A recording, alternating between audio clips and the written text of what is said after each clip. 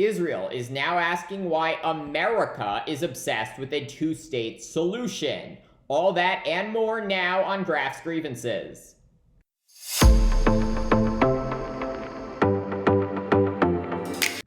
Israeli Prime Minister Benjamin Netanyahu not only tolerated Qatari payments to Hamas, he encouraged them. That's what shocking new reporting from the New York Times reveals. For years, Israeli intelligence officers reportedly escorted a Qatari official into Gaza, where he doled out money from suitcases filled with millions of dollars. By June of 2021, these payments totaling roughly $30 million a month. And these funds, intended for humanitarian purposes, are now believed by Israel to have had a role in the success of the October 7th attacks, which is rather obvious because money is fungible and Hamas has always stated its commitment to wiping Israel off the map. So the question is, why was Netanyahu, the self-anointed Mr. Security, not only supportive of paying Hamas, but also wanted to go to great lengths to shield Qatar from criticism for the payments?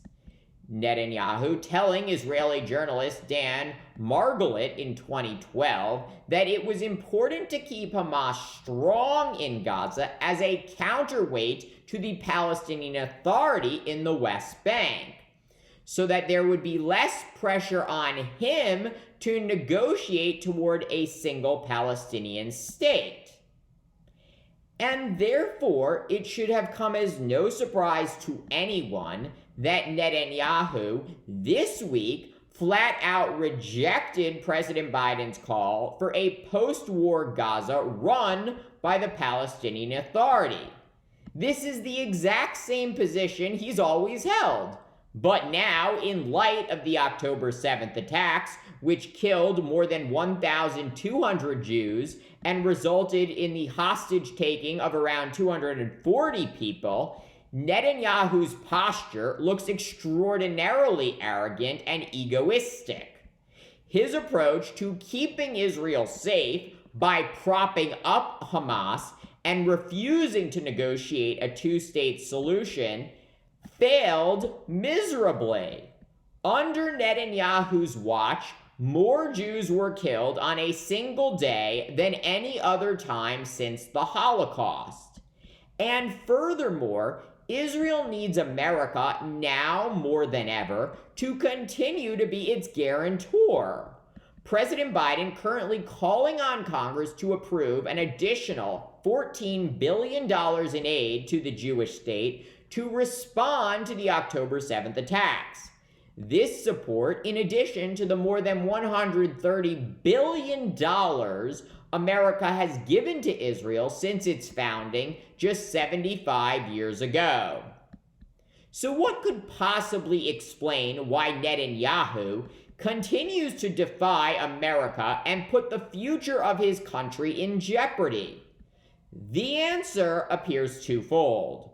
Netanyahu clearly betting the U.S. Congress will not vote to strip funding from Israel because he is openly opposed to Biden's plan for a two-state solution. Biden, after all, is not very popular in America right now.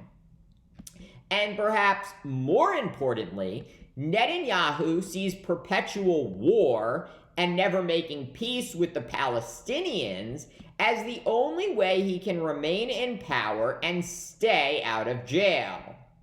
The 74-year-old currently on trial for fraud, bribery, and breach of trust that, if convicted, could land him in prison for up to 10 years. Netanyahu also facing 2 additional criminal cases that have yet to go to trial. So while Netanyahu's standing with the Israeli public has certainly taken a huge hit since the October 7th attacks, he is betting Israel will not risk removing him as PM and potentially sending him to jail, as long as a hot war wages on their border. And that self-centered calculation of Benjamin Netanyahu is why his ambassador to the UK is now openly attacking those who want a two-state solution. Take a listen. Two-state solution is dead. Why are you obsessed with a formula that never worked, that created these radical people in the other side? Why are you obsessed with that? The answer to that rather incendiary rhetorical question is that America wants the state of Israel to survive and thrive. And if Israel continues to fight a two-state solution, there will only be more attacks like the one on October 7th, and Israel will eventually cease to exist. Thank you for watching Graf's Grievances. Let me know what you think. Please like, subscribe, share. It really helps me grow this channel. And join me tomorrow for more.